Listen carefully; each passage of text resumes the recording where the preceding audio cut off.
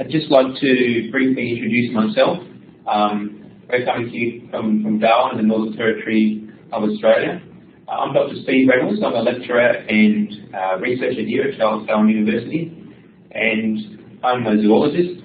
My main interest is actually in amphibians, but I work on ecology and also physiology, so ecophysiology, and of course I have an interest in biogeography because of the region we're in Australia, particularly close to Southeast Asia, and also have a bit of interest in taxonomy. And I'd also like to introduce... Yep, I'm Professor Keith Christian. I'm a zoologist here, also a zoologist here at Darwin University. My research interests are with amphibians and reptiles, the physiology and ecology, but of course evolution is the background for all of that, and it's sort of the backbone of all the research we do. I've had a long-standing interest in Darwin and evolution. In fact, I did my PhD research work in the Galapagos Islands way back in the late 1970s. And so I'm really pleased to be here and help see that today. Okay, so as most of you hopefully have realised by now, the course is really composed of 4 parts. So hopefully you've had a little bit of a look around the site, and particularly noted part 1 this week. So what we'll do with the webinars is each Friday we'll have a webinar and we'll focus on that part. So this week we're going to focus on part 1. At the end of next week on Friday we'll focus on part 2, and so on. So this week obviously we want to talk about the life of Charles Darwin. So with the webinars, so a few things we'd like to do. Firstly, just talk about some points of interest relating to part 1. So hopefully you've already read through part 1 on the quiz and so on, and we'll just cover some other points of interest, maybe some things we didn't cover necessarily in part 1.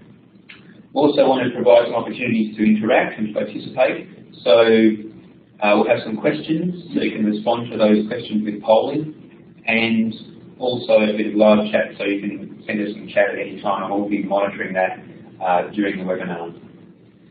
So, and the other thing we'd like to do is that we've had some discussions on the discussion forum this week, and we'd like to look at some of the items and some of the issues and so on and come out of that discussion forum. So,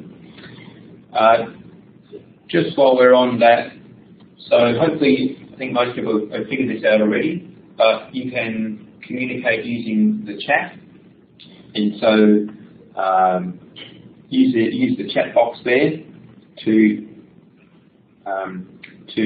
write anything and press enter when you want to send a bit of chat, and we'll keep an eye on that. The other thing is for the polling, so what we'll do is we'll have a couple of questions, some activities during the webinar, and to participate, go to the box. So you can see here, there's a menu and there's a polling response box there. And actually most of ours will be multiple choice, so A, B, C or A, B, C, D. So give us your response. We'll give you a little bit of time to respond, and then we'll publish the responses to see what people think.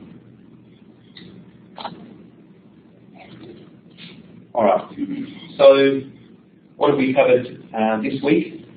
So hopefully people have looked at the timeline. So we've had Darwin's life, his early life, the voyage of the Beagle, travelling around the world, and also when he came back from his journey.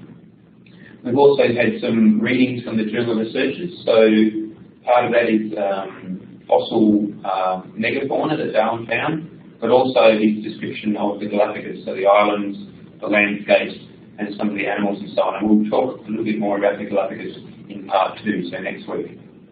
And the other thing is the Beagle voyages and how Port Darwin and Darwin, where we are, came to be named. So hopefully everyone's had a look at that. One thing we just wanted to say was that there's a lot of books available on Darwin. One that I would particularly recommend is this one, which is Charles Darwin, part of the Very Interesting People series. So he was a very interesting person, and it's written by Adrian Desmond, James Moore, and Janet Brown. So they're all very well-renowned Darwin scholars. So for a short, readable introduction, and this one is interesting in terms of a lot of the social context as well to what was happening at the time in England. I definitely recommend this one. It's easy to get hold of. You can just order it online or whatever. Okay, you have Yep, I'd like to recommend one, a different one that's different but similar in some ways. Also very concise. In fact, it's so concise that it has concise in the title. The title is Charles Darwin, The Concise Story of an Extraordinary Man, and that's by Professor Tim Berra. And Tim Berra is at Ohio State University. But he spent quite a bit of time here in Darwin, both at the museum in Darwin and more recently at the Charles Darwin University. So it's a good overview, very readable, lots of nice illustrations and pictures, and so it's a very good way to get a lot of information about Darwin very quickly. And Tim gives an interesting lecture on Charles Darwin as well, which is available online. You can find that, and there's a link to it on the MOOC. So we thought we would start, so we want to test out the polling. So what we would like is, the question is... Can you repeat the author? Oh, so we've got a question here. Okay, I'll repeat the concise story of an extraordinary man, Tim Berra, B-E-R-R-A, B-E-R-R-A.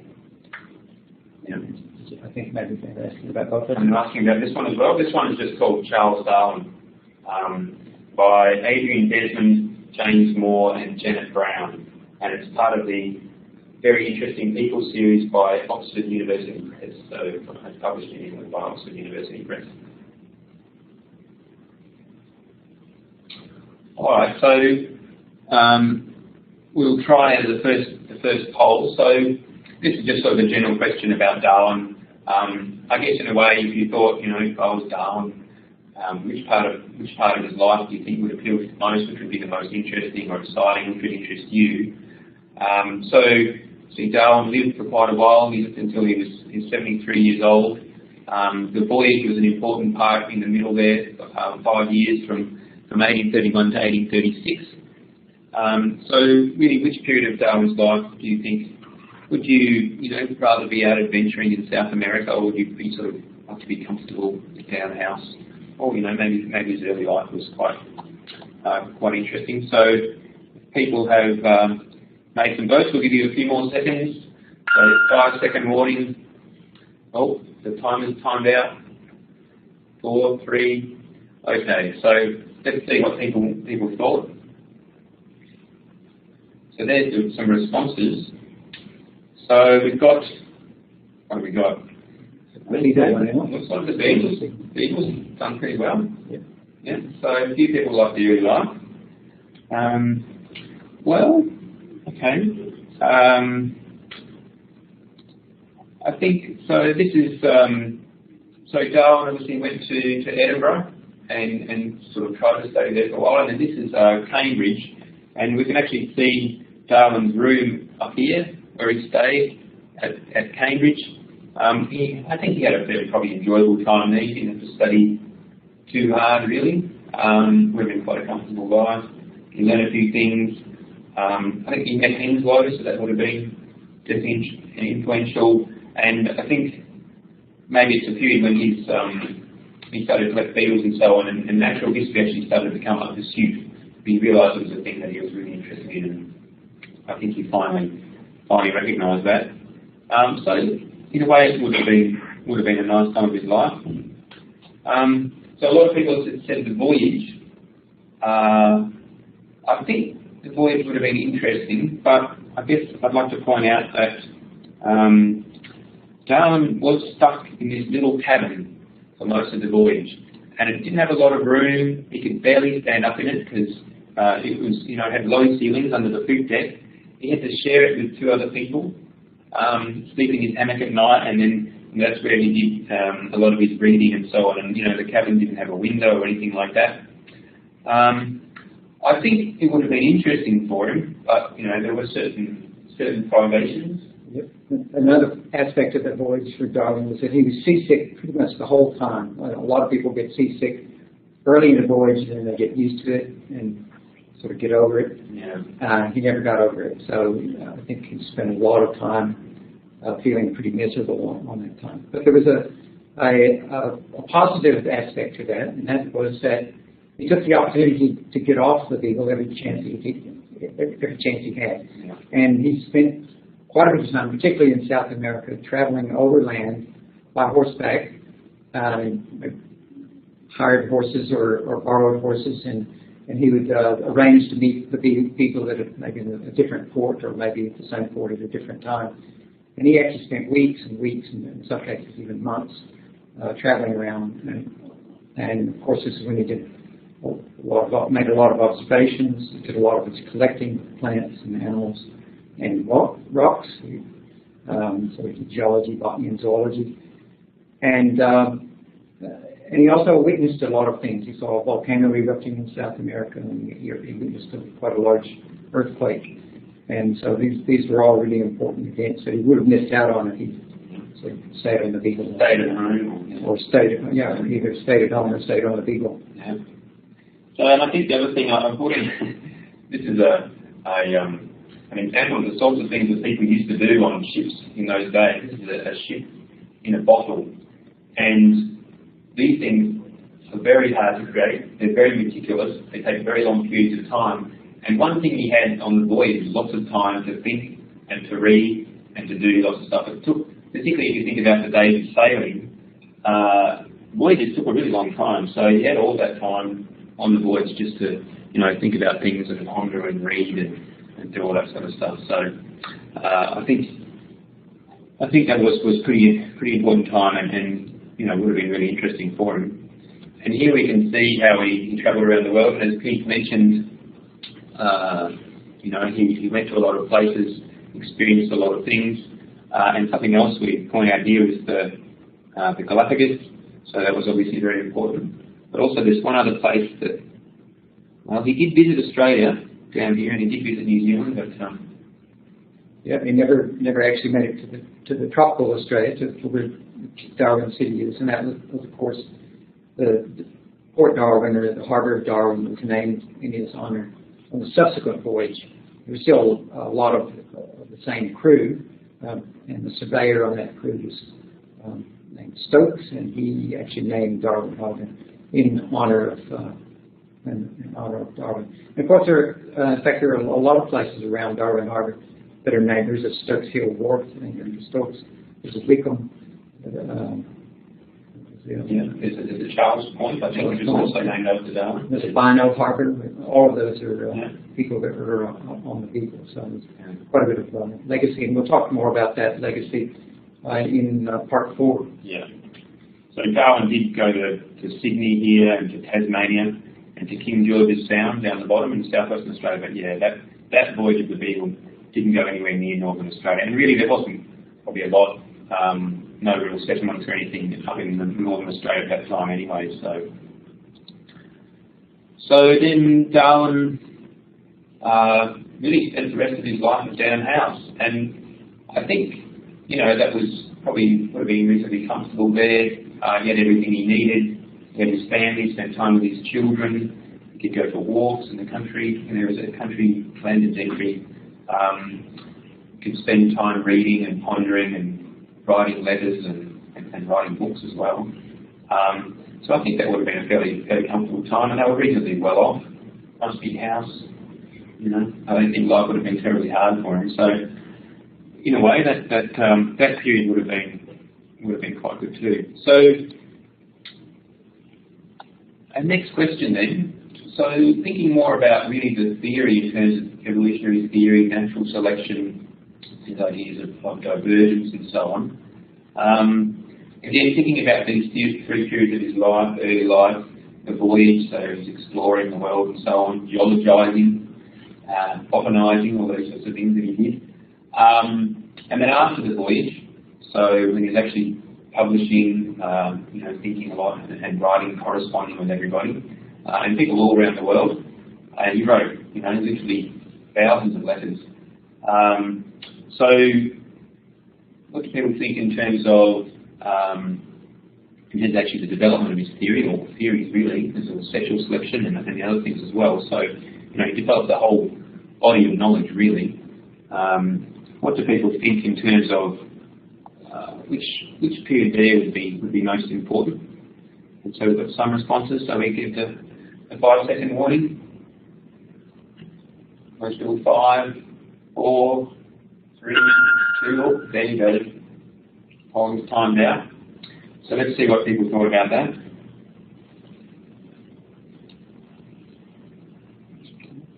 Yeah, well, obviously there's no right or wrong answer to all of that. I mean, his early life sort of prepared him for the voyage. I mean, he didn't just go as a passenger. He was selected to go as the naturalist, so he had to have some preparation for that. So it's upbringing, and then of course the voyage was really when he saw the world and all the diversity of plants and animals in the world and the geology. Yeah, that's right. I mean, I think so. The voyage was obviously important. I think this is a quote from his autobiography, and that's when he said, "The voyage has been the most important event in my life, and this is in my whole career." So, but yeah, I mean, in order to get there, he had to recommend him. So I guess in a way you could say that was pretty important, and he has some education at Cambridge. But he says the real training and education of my mind happened during the voyage. So he got some education at Cambridge, but obviously it wasn't enough. And also, so he talks about several branches of natural history, so botanising, geologising, as we mentioned. And I just wanted to talk a little bit about he mentions there about his powers of observations. And this next slide is from the cabinet at Down House, and they have some examples there of some things. Here's a copy of the Principles of Geology, so Lyell's Principles, which Darwin read on the voyage, and then received the other volumes as he was travelling around, so that was very important. He spent a lot of time reading that. So that would be important. There's Darwin's dissecting instruments down here.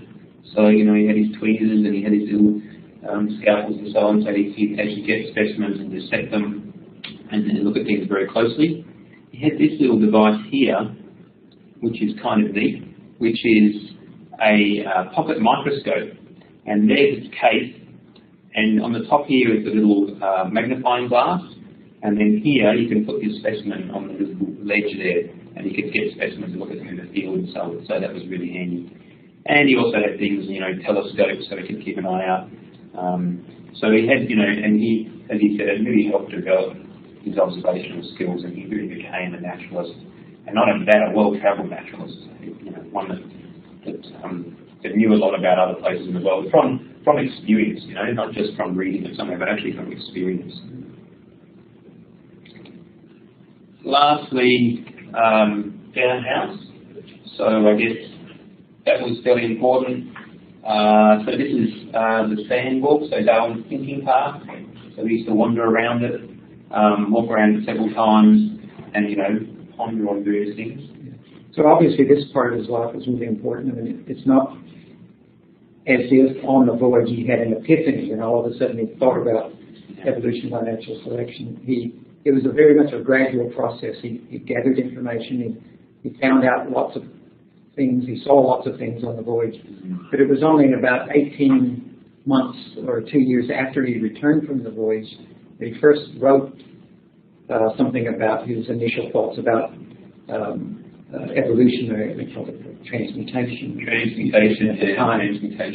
What he was talking about was evolution. So that came a year and a half or 2 years later.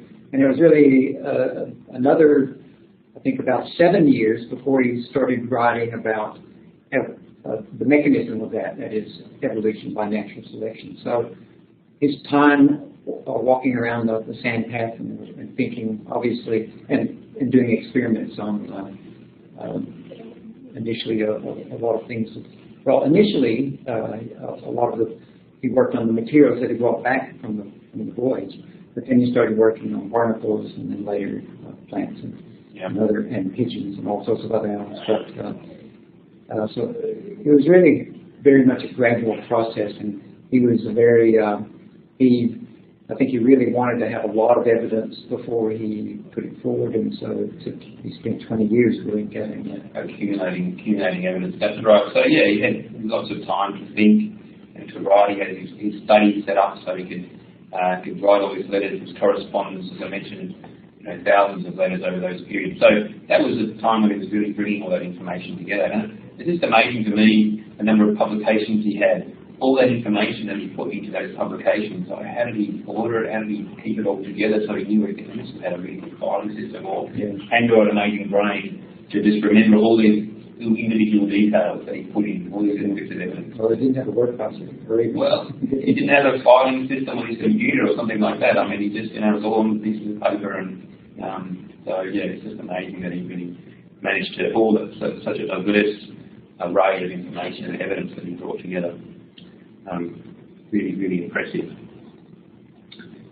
So I think that's pretty important. Now, one thing that we hadn't really mentioned was Darwin's illness, and Darwin did have, and so this was really that period when he came back and was living at Down House, and he had really serious health issues for many, many years, and all these symptoms, he had terrible trouble, feeling really sick, and he tried various treatments and so on. So yeah, there's been a lot of speculation about what that illness was. And he first became ill on a couple of those overland voyages, one in Argentina and then I think again in Brazil. He got quite sick, and so that bug that was on the last slide is a bug called the assassin bug, or it's got a couple of different names. It's a bug. It's a blood-sucking bug that attacks people in South America, usually when they're at night when they're sleeping, sucks their blood, and it transmits a protozoan that causes a disease called Chagas disease. The protozoan is called the trypanosoma. And like a lot of the protozoan diseases, they can be very persistent, like malaria. It can last a lifetime. And Chagas disease is one of those sort of lifelong illnesses. So some people think it may have been Chagas disease. But not everybody's convinced, because the symptoms are, that disease has a variety of symptoms, but it's not a clear-cut case. Yeah, there's definitely Chagas disease. It's sort of like that, but not necessarily. So other people have speculated that his illness was really related to stress, related to his controversial ideas. In other words, he was sort of dreading the backlash that might come, and to some extent did come during his lifetime. And so maybe that may have just been stress. And then there's a third line of thought, is that it was self-induced because of his desire to be left alone. In other words, just he wanted to stay at Down House. He really didn't want to be in the limelight, do his work, stay with his family. He was very much a family man. And so I don't think anybody was suggesting that he was faking it. And as Tim Barrett points out in his book, that these are not mutually exclusive, and so he may well have had some tropical Chagas disease or some other tropical disease. Stress made that worse, and he certainly was very protective about his time in his later years, and so it may well have been a combination. But anyway. So what do people think there on that? We've had a few responses there. Actually, I noticed there's someone in the chat has suggested that there's no all of the above button. Yeah. So perhaps we should have had an option D there to suggest that all of the above. So okay, maybe that's what people have selected. That part of it. So a lot of people have gone with the Chagas disease, and yeah, it seems so. But I guess at the time, no one could really. There was probably no doctor in England, or who would have known enough to actually be able to diagnose that and say, well, this is that disease, because it was such an unusual thing, and not many people went to South America and travelled there and so on. So that people just didn't know what it was, probably. Yeah. So unfortunately, we'll probably never know the answer to that question, but maybe the missing D, all of the above, is probably the best answer. Might be the one. Might be the best answer. So yeah, and obviously there was a bit his stress with his belief, I suppose, and obviously he's still a very firm believer in understanding and so on. So that probably would have... yeah, one of the bits about it, there's actually been a book written about that. Specifically one. And Tim Barrett talks about that idea in his book about one sort of bit of circumstantial evidence that might support the stress-related answers is that in his later years, at least in the scientific community, his ideas were pretty well accepted in his later years, and his health actually got improved as he got older, and so maybe he sort of weathered that storm and a bit more comfortable with the idea, and you know, a lot of he didn't actually, although the controversy continued and continues today, but he had other, you know, Huxley and other colleagues that actually took up the fight on his behalf, and so he was pretty much sort of left or to some extent left out of that, the worst of that anyway. And can continue his pursuits down house. That's right, he didn't really leave down house that much, and he didn't get involved terribly much in all the controversy that followed, particularly the publication of the Origin, wasn't it? So, one more question we thought, and so in terms of Darwin, so we mentioned that he travelled around, he became, you know, some say became the complete naturalist in terms of he had an interest in a whole range of different things, and I think it's interesting to think that in those days people could really encompass almost, you know, all of which was known type of thing. Like if they read widely and so on, they could understand geology, they could understand whole areas of zoology, they could even things like meteorology were part of natural history.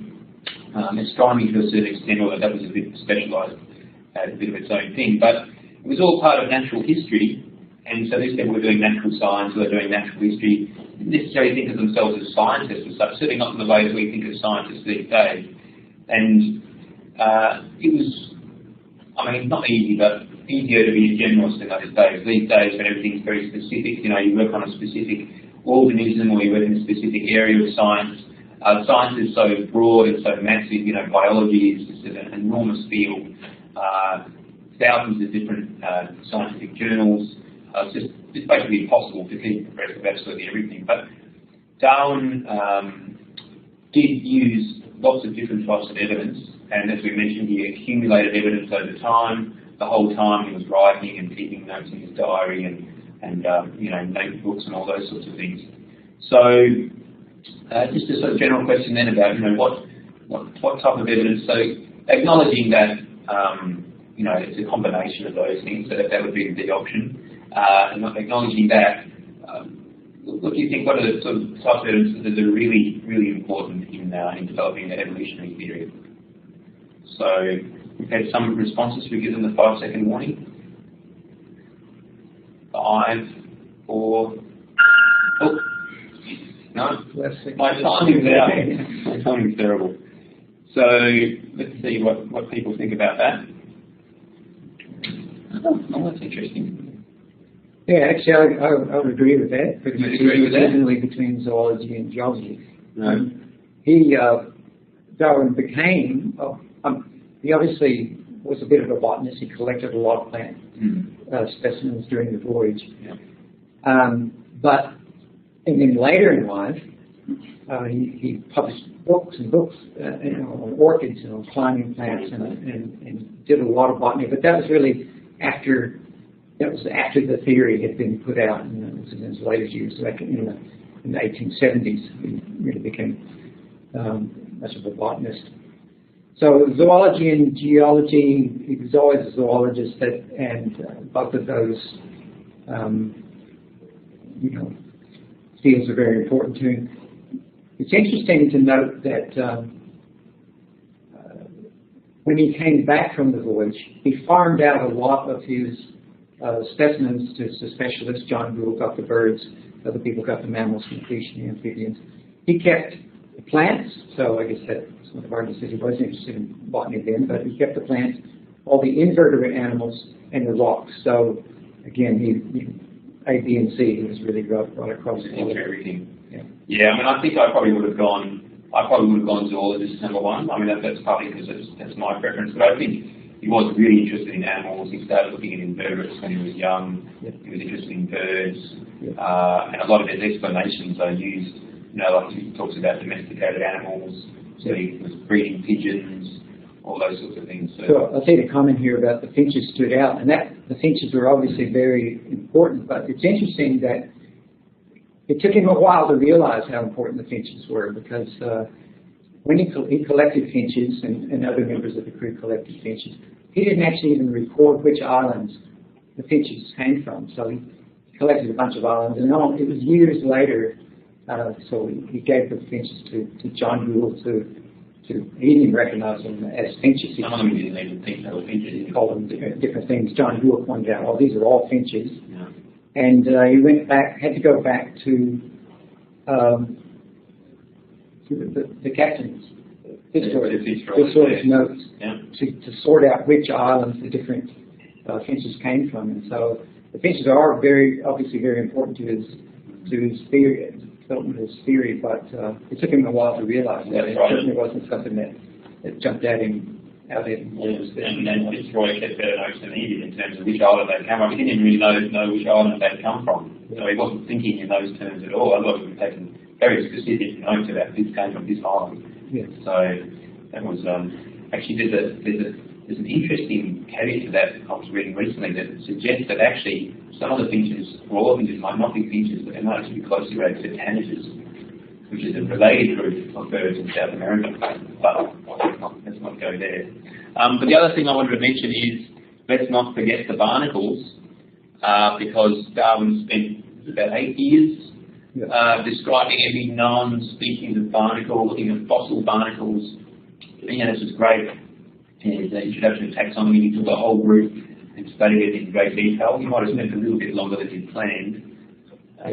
Yeah, I think the barnacles were really important too. And one of the things that we'll talk about in part 2 next week when we start looking at the mechanisms of evolution is the fact that there's variation within a species. And so we all recognize that people all look different, but we'd probably consider that all barnacles of a particular species are all pretty much the same. Some might be a bit bigger than others. But when you start looking at them and spend 8 years looking at them, like Darwin did, you realize that even within a species, there's a lot of variation.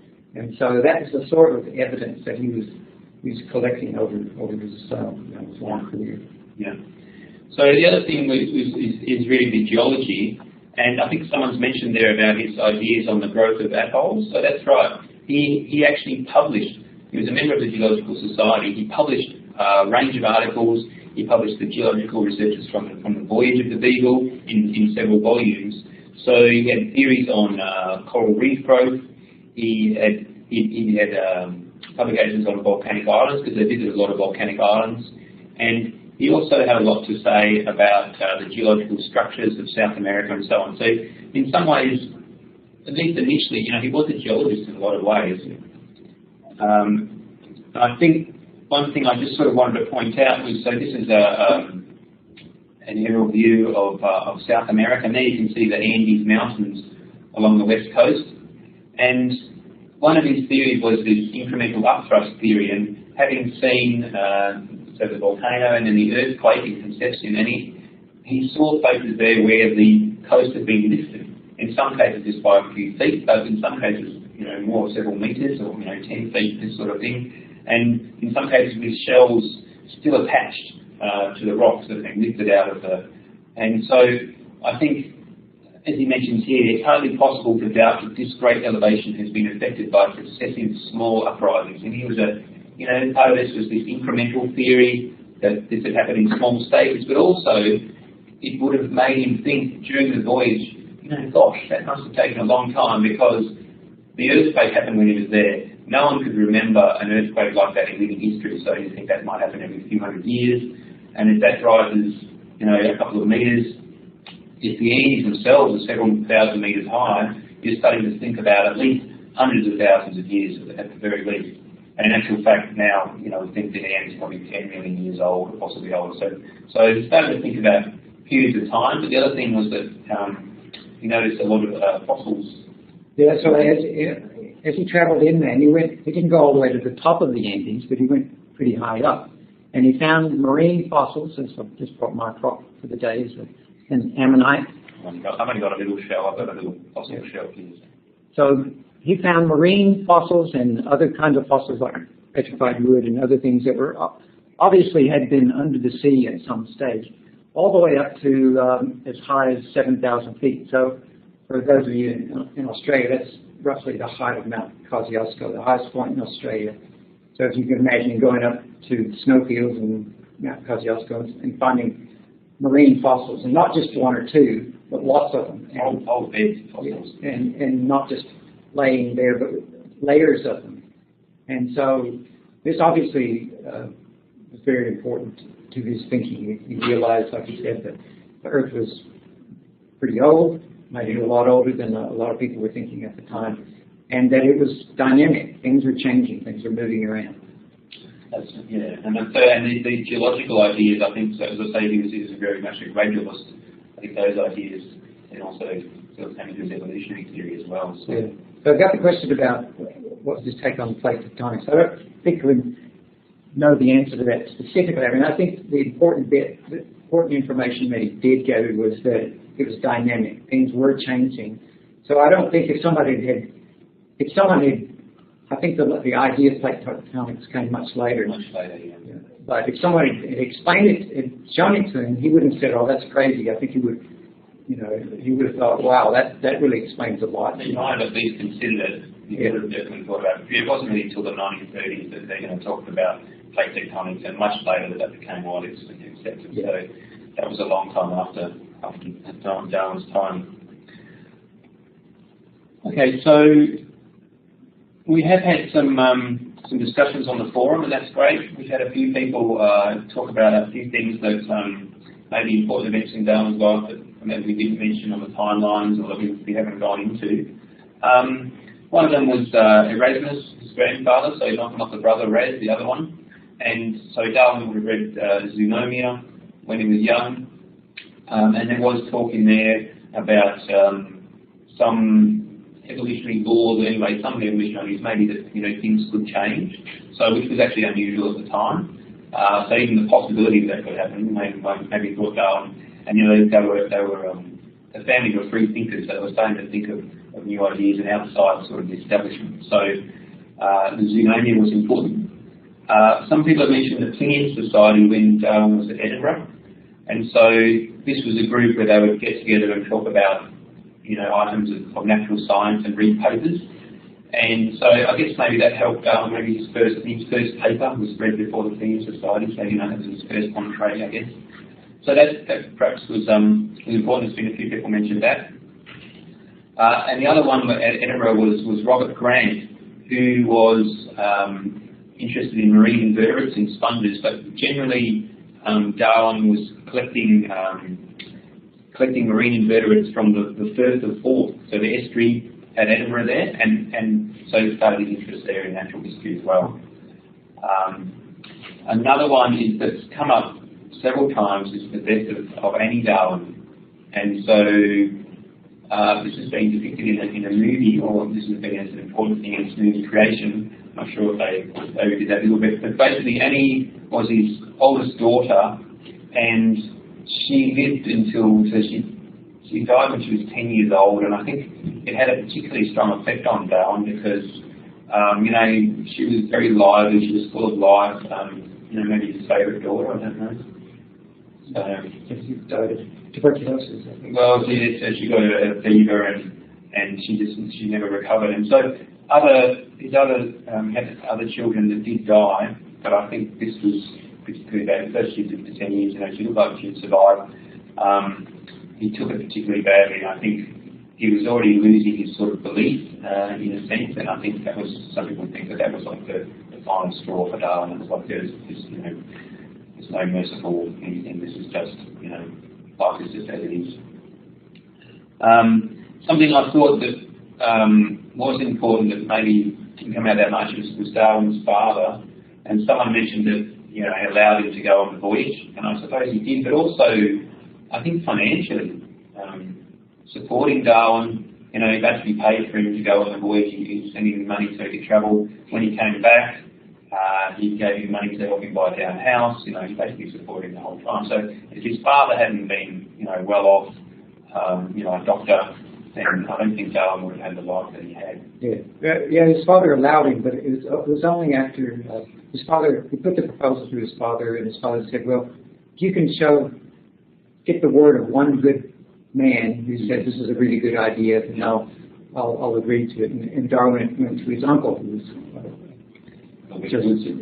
just out of Wedgwood, I think, definitely a Wedgwood, and his uncle and his father were, you know, held each other in high regard, and so his uncle thought it was a great idea, and so his uncle wrote a letter to Darwin's father, and that was the sort of seed it.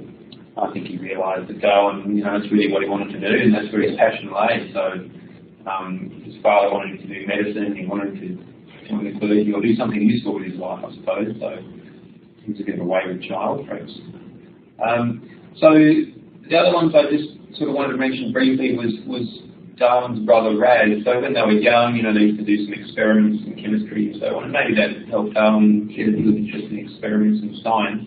But also later in London, his brother introduced him to certain aspects of London society, which might have made Darwin, you know, you wonder about the sorts of conversations that people might have had, you know, about society and about how things were changing. You know, the whole, you know, a lot of things were changing in the world at that time. So that, I think, also would have had a bit of influence. And lastly, early on, William Fox got Darwin interested in collecting beetles, and beetles became an absolute fascination for Darwin. You know, he probably should have been studying. He was out collecting beetles. And this is interesting too, because when we look at Wallace in part 3, he also was a very avid beetle collector, so it must have been quite thin for people to be into collecting beetles. Well, one thing about beetles is they're fairly they come in all sizes, but a lot of them are reasonably good size. You don't necessarily have to have a microscope to look at them. They're incredibly diverse, and they're even in England, which is not the hotspot of diversity in the world, but there are a lot of beetles everywhere, and so it gives, I think, having an appreciation of that early on probably influenced him later in life to see how diverse life is on Earth. That's right, that whole idea of diversity. And then when he went to the tropics, he would have been absolutely amazed to see how many beetles were there, and butterflies and all manner of insects. The other thing we've had is that someone mentioned Alexander von Humboldt's personal narrative. So the personal narrative of a journey to the equinoctial regions of the new continent, which was someone, Humboldt went there very early on, explored in South America, and Henslow, I think, suggested that Darwin read Humboldt's personal narrative, and this is one of the things that inspired him to go, I want to go and travel, I want to go and see these places. So just the idea of travel, and he was interested in natural history, but made him actually wanted to go to those places and visit them. So I think that was pretty important. So someone mentioned that one. A couple of other things, I guess. So Darwin had his own readings, if you like, at Cambridge. Herschel's preliminary discourse on the study of natural philosophy, which was explaining ideas of natural science as it was known at the time.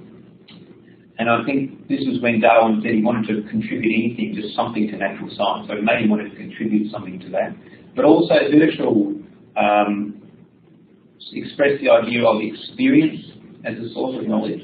So because there was ideas that back in those days, you didn't actually have to do experiments, you just had to read things and come up with a theory, where he was saying, no, you really need to experience things so that you can know about them. So that was kind of an interesting idea, and so it probably helped Darwin wanted to contribute to some science.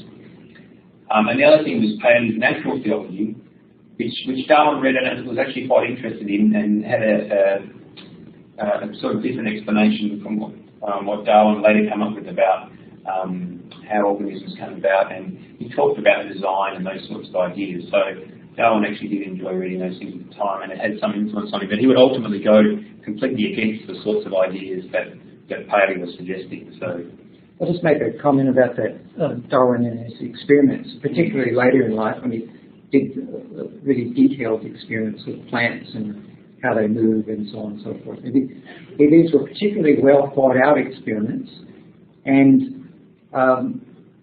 he coined the phrase of a control for an experiment, an experimental control, and so that it's a contribution to science that is really not widely acknowledged to be something that Darwin did. But the idea of doing a very careful experiment, one that can be interpreted, needs a control, and so that was another contribution that he made to science.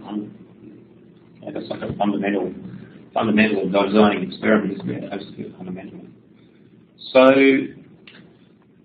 we thought we'd try one more quiz. We've just got a quick one here. So we've talked about a few people who have been influential on Darwin. We talked about his life and his growing up and so on. So a few people we picked out here. So obviously Henslow, Darwin's botany professor, but also really just interested in natural history and all aspects of natural history at the time. So Darwin would go in with all sorts of questions, and they had discussions, and he became the manual books with Henslow.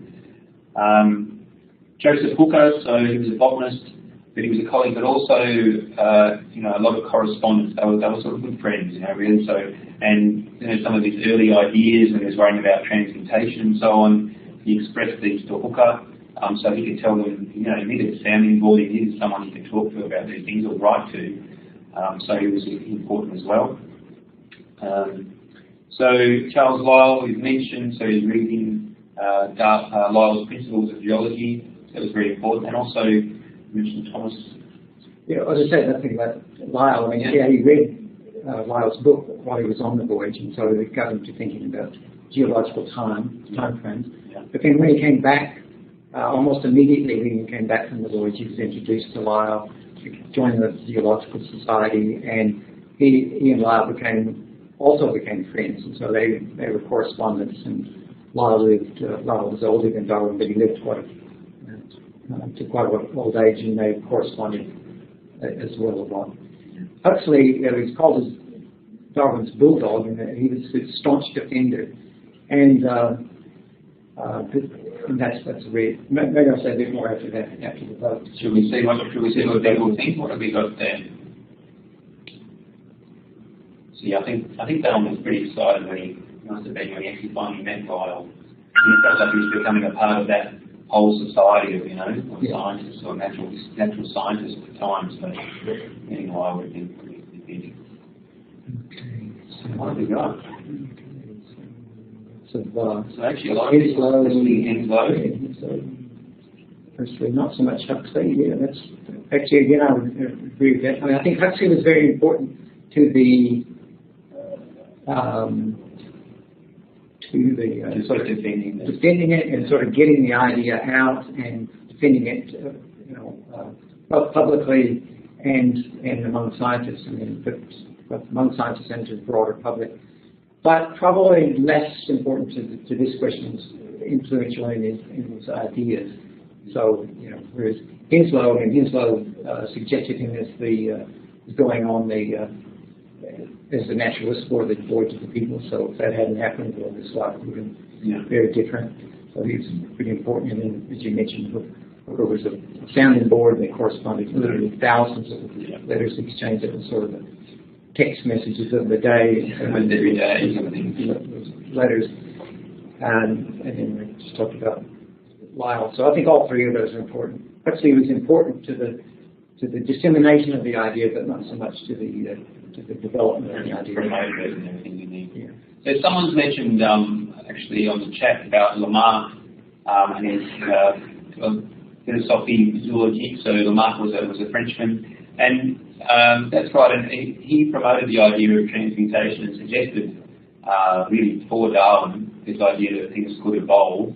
So and I think Darwin definitely would have been aware of Lamarck, and so again he might have thought of that transmutation is possible at least. So the possibility would have been there, but the mechanism obviously that Darwin came up with was different to what. But look, Lamarck actually wrote on a whole range of issues, and I think just to pull out the whole quiet characteristics thing is, and it's a really interesting book actually. The Lamarck's in English we'd say philosophical zoology. So okay, one last little quick quiz. Now everyone should be an expert by now. So quick quiz. one more poll. So, in what year was The Origin of Species first published? So, it's when it first came out. So, what can we say? Darwin was 50 years old when it was published, so that might be a clue. So, and it was a bit over 20 years since he came back. So we're talking actually quite a long time between when he came back from the voyage and started to write about transmutation in his notebooks, 20-something years before he finally got around to actually publishing it. As we'll see in part 3, got some provoked into it, if you like, from Wallace. So he originally planned a much bigger, I mean, it's a big book, but he refers to it as sort of the abstract, the short version of what he really planned to write. And so that's part of the reason. We'll talk about next week and subsequent weeks sort of what spurred him on to get it out a bit quicker and end up with this 400 or 500 page book instead of a 2,000 page book. It's probably long enough. Okay, we've got most people have responded now, have we? Now let's see what results we got here. I think that's the time up. I think the other thing I'd like to point out here is that the 150th anniversary was only a few years ago, wasn't it? 2009, yeah. So what have people said? Oh, yeah, it must be right. And let's see what it says down here. Publication date. You can see that 1859. Yeah. So pretty much everyone got that, did they? Yeah, pretty much. Oh, a couple more. Still pretty good. Yeah, most of the people got that. That's great. That means it's everyone's learning stuff. So, okay, we're getting towards the end of the webinar now. So, just one other item from the forum. Someone mentioned the megatherium, and so at Punta Alta in South America, Darwin found a whole group of fossil bones, and actually of a range of different species. And one of these was megatherium. Someone noticed that one of the photos in the timeline wasn't a megatherium, and what it is it's actually a different species of ground sloth. And actually, there was a whole range of these ground sloths, large. They were part of the megafauna at the time. Several genera, a whole group of species. So megatherium was just one of those, and these were one of the things at the time people were starting to find a lot more fossil animals, and big fossil animals that they knew didn't exist anymore. A great big thing like a woolly mammoth or a mastodon or something, you can't just miss those. They must be around. If they still existed, people would know they existed. So this was suggesting that, okay, things really had gone extinct. So there was a range of these Pleistocene megafauna, so living in the last couple of million years sort of thing. And so in Australia we had, big fossils now. We had big great big wombats, we had enormous goannas, as big as a crocodile, big as a smaller crocodile. Huge kangaroos. Yeah, enormous kangaroos, even bigger than the ones we see today. Marsupial lion. And in various parts of the world there were these megafauna, and a lot of them went extinct, probably only some of them only last 10,000 to 20,000 years. Yeah. So really in comparatively recent times. So that was just an example of something that Darwin did find, and again would have made him think a bit more about what happened to these things. And yeah, I think he was surprised when he came back from the voyage that he found this almost complete skeleton and shipped it back. And when he got there, it had been on display. He was sort of famous just for that one thing. And a bit of a celebrity. Megatherium. Finding that fossil. Yeah. So it was really, raising people's awareness, I think. So, okay, just then, so we're getting towards the end now, I think. So just to conclude, really, so we've spoken this week about we've broken up into 3 phases of Darwin's life. You could probably break it up into more phases if you like. But I think just to really say that, Darwin really was a product of his times. So, partly his lifestyle, but if you think about the intellectual climate at the time, I mean, we're a product of the society we live in, and, nowadays we use computers and we can search the internet and find information at the touch of a button. Darwin had to spend a lot of time reading and pondering and, writing letters to people and those sorts of things. So he did it in different ways. then we perhaps might do that sort of research these days. And I think also that Darwin's ideas have obviously affected a lot the way we think in terms of how we think of ourselves, as part of nature or, the organic world.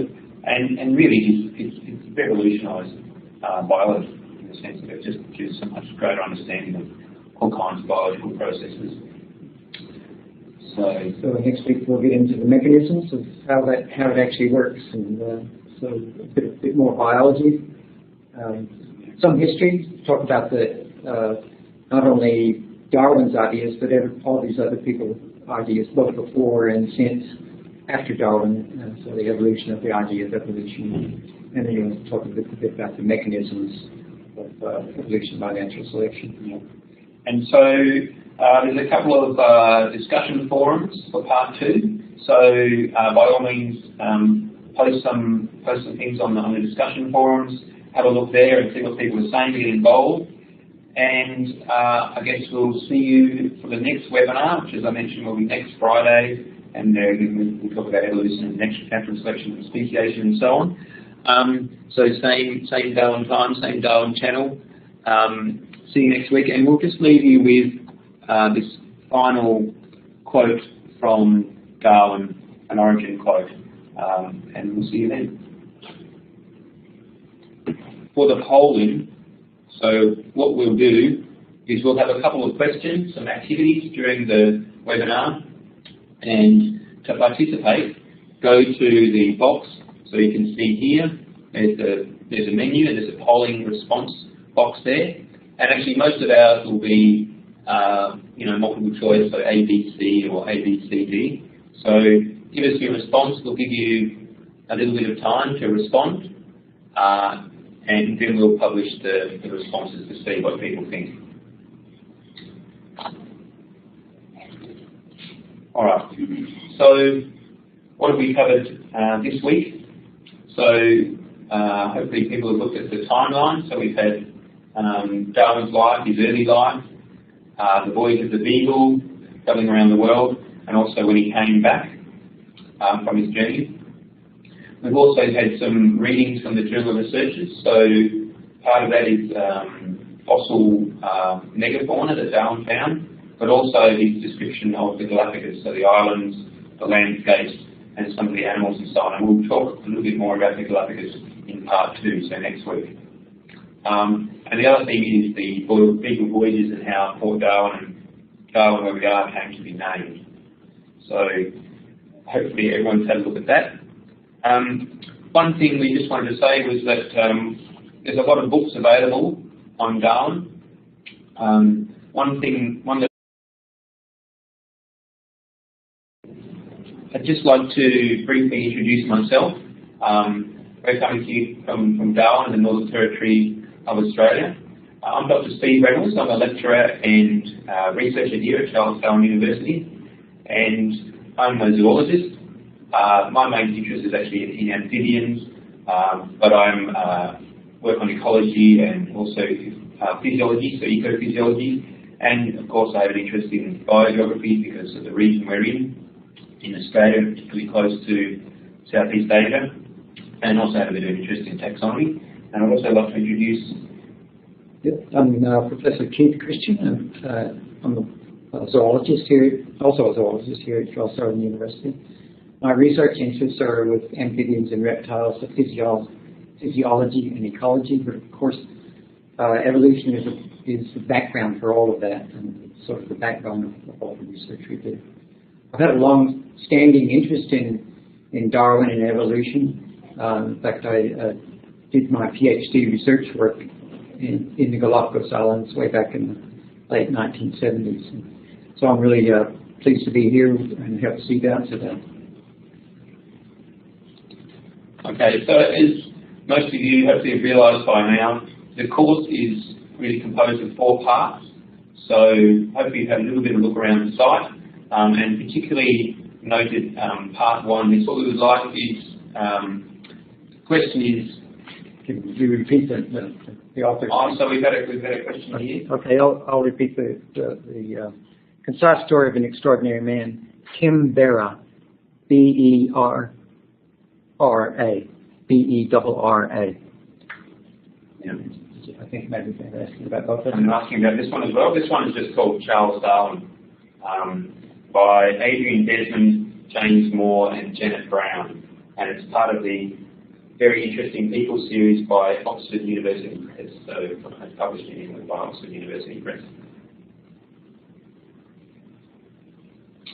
All right, so we'll try out the first poll. So this is just sort of a general question about Darwin. I guess in a way, if you thought, if I was Darwin, which part of his life do you think would appeal to the most, which would be the most interesting or exciting, which would interest you? See, Darwin lived for quite a while. He lived until he was 73 years old. The voyage was an important part in the middle there, 5 years from 1831 to 1836. So really, which period of Darwin's life do you think, would you rather be out adventuring in South America, or would you be sort of like to be comfortable down the house? Or maybe his early life was quite interesting. So people have made some votes. We'll give you a few more seconds. So the side I would particularly recommend is this one, which is Charles Darwin, part of the Very Interesting People series. So he was a very interesting person, and it's written by Adrian Desmond, James Moore, and Janet Brown. So they're all very well-renowned Darwin scholars. So for a short, readable introduction, and this one is interesting in terms of gives a lot of the social context as well to what was happening at the time in England. I definitely recommend this one. It's easy to get hold of. You can just order it online or whatever. Keith, you had a... Yep, I'd like to recommend one, a different one that's different but similar in some ways. Also very concise. In fact, it's so concise that it has concise in the title. The title is Charles Darwin, The Concise Story of an Extraordinary Man, and that's by Professor Tim Berra.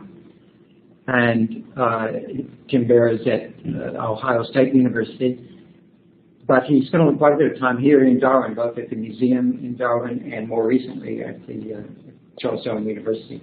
So it's a good overview, very readable, lots of nice illustrations and pictures, and so it's a very good way to get a lot of information about Darwin very quickly.